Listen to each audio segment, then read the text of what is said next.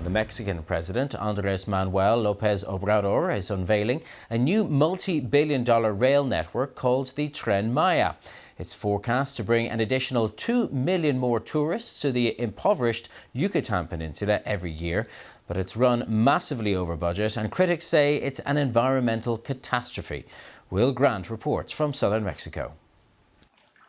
To the ancient Maya, the cenotes of the Yucatán Peninsula were sacred, portals to the underworld, and one of the most unspoilt freshwater ecosystems in the Americas. But directly above them is this, the Mexican president's pet infrastructure project, the Tren Maya, a 1,500-kilometre-long rail link to bring tourism to the jungle. Environmentalists are horrified.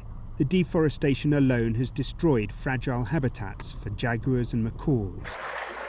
Activists took us into the labyrinth below to show another environmental cost, water pollution. Once the water gets polluted, no life will be able to be sustained in this area. I mean, is it no exaggeration to say essentially what's going on above the surface is killing what's going on beneath the surface? For sure, definitely.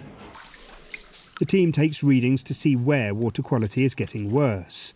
They say the stalactites, which naturally filtrate rainwater, are being clogged by cement dust. So putting something as huge and as destructive as the Tren Maya, a massive man-made construction, is obviously going to have a huge impact. But it's also all the other things that come with it. The arrival of millions of tourists, the movement of material and fuel, all of it will hurt this subterranean ecosystem.